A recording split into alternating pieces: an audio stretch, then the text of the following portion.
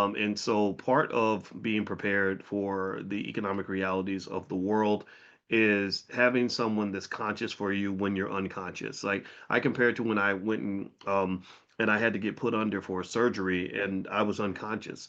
But while I was unconscious, my wife was very conscious. My wife was looking out for me and making sure that they were taking good care of me so I could be unconscious and be safe.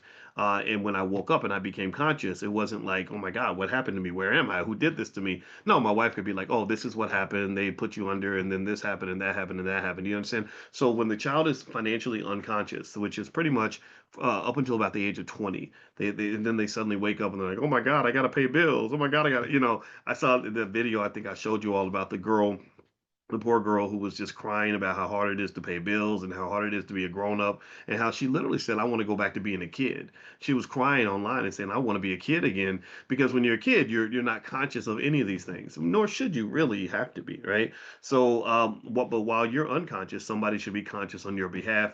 So that brokerage account for yourself and your kids is really important. All right. The next one is, have you learned how dividends work? Well, we talked about that this morning in Money in the Morning. Most of you who were there have some idea of how dividends work.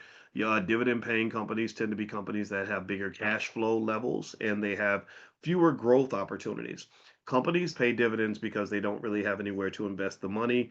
The job of the CEO and the board is to take the cash flow and do what's best with the cash flow. That's one of the most important rules of finance, which is that capital should be put to its most efficient use. So if you have great investments that you could do with that money, they shouldn't be holding on to that money.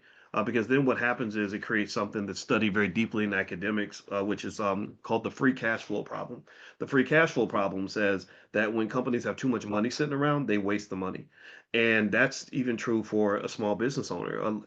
A lot of people will come to me with business ideas and they'll say, I want to raise $2 million for my idea. And I'll be like, what are you gonna do with $2 million? Do you even know what you're doing yet? And I'd be thinking to myself, I'm not gonna give you $2 million. And I don't think anybody in their right mind would give you $2 million because you don't even know where the money needs to go. The money's gonna get wasted because you've never done this before, right? I'm not saying that it can't happen. I'm just saying that it's probably better to work with minimal resources and get a sense of what works and what doesn't. And then you can say, well, gosh, if I had another $2 million, I could take this thing that has already started working and expand on that. I can't tell you how many times I've seen people raise too much money too fast and totally jack up the business. It's like giving them, it's like giving a 16-year-old a race car right after they pass their driver's license test. They're gonna crash that dang thing. And so cash flow is important for a business. It's the lifeblood of a business, but it's a really important part of a business that you want to use efficiently because money's hard to come by and you don't want to get out here wasting it. Just keep that in mind as you decide what to do with money and also dividends. If dividend stocks are not necessarily the best stocks in the world, they're okay, but they're growth stocks depending on what your risk level is. So dividend stocks are really for people that don't like a lot of risk. They kind of want to be invested with companies that are established, the OG companies like the Coca-Colas or Johnson& and Johnson.